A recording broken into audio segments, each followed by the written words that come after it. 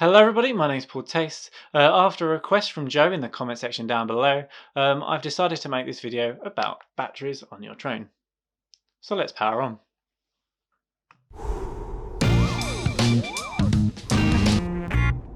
So let's look at batteries.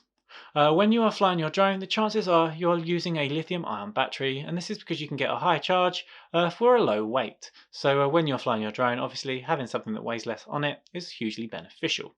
Now the downside of a lithium-ion battery is due to the chemistry in it, they can be quite dangerous and catch light easily. So they can catch light if they're overcharged, if they're broken or damaged, or if the cells inside aren't charged evenly. Now at this point I believe it's important to point out you're going to get two types of lithium-ion battery. You're going to get the smart batteries, which is the kind of stuff you'll get from your DJI products, and you'll also get dumb batteries, which are going to be what FPV pilots use.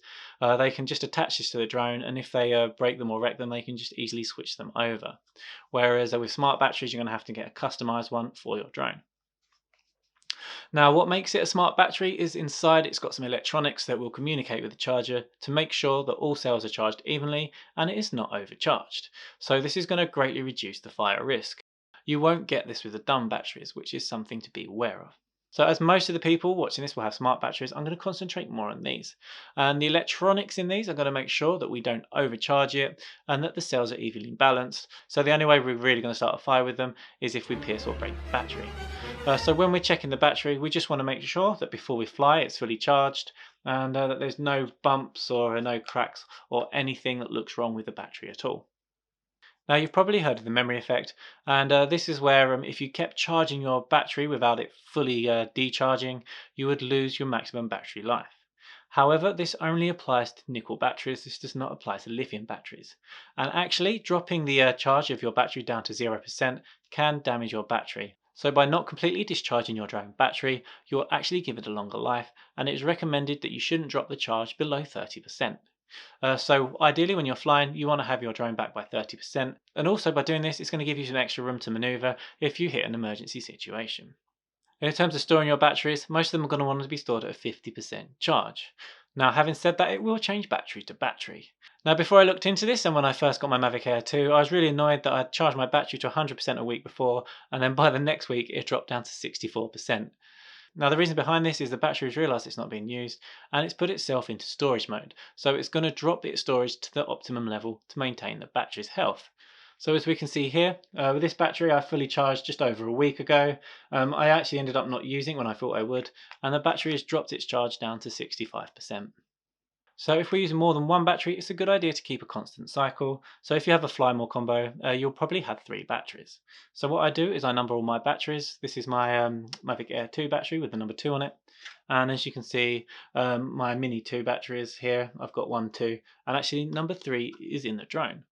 So what I usually do is keep one in the drone, and then when that one runs down, I'll take that out and replace it with the next number. So in this case, number 3 is being used, so once that's used, I'll put number 1 in, and that way I know I'm using all my batteries evenly. Now, if you do a course like the A2CC or the GVC, it will tell you not to store your battery in the drone. This is something that I do, but it's not something I'm going to recommend. I've never had any trouble doing it, and due to them being intelligent batteries, I don't see there being a problem. But as I say, I would feel it was a bad idea to encourage people to do this. What they recommend doing is having a log, like a manual log, where you write down what batteries you've used, what charge it got to, and everything like that. But I believe personally, for recreational pilots, this is not something that a lot of people are going to bother doing. Okay guys, some other things you may want to consider with batteries is getting something like a LiPo battery case like this one here. It's fireproof and apparently waterproof. I haven't tested that yet. And you know that if somehow they do manage to catch light, that the fire can't spread or get out of the bag. It's also recommended when traveling with your drone that you don't travel with the battery in your drone, because again, if it sets light, it will destroy your drone as well as the battery. Now it's also worth pointing out that if you are travelling on an aeroplane, for example, they will limit the amount of batteries you can take on board, and they will require you to have a sufficient case such as a LiPo bag. Now that's it for this video guys, I hope you found it useful. If you have done, hitting that like button is a huge help to me as a creator. If you'd like more videos like this in the future, hit that subscribe button and you'll know as soon as they come out. That's it for this video, and I hope to see you in the next one. So let's power on. That's your fault, Lindsay. Your jokes are getting into my head.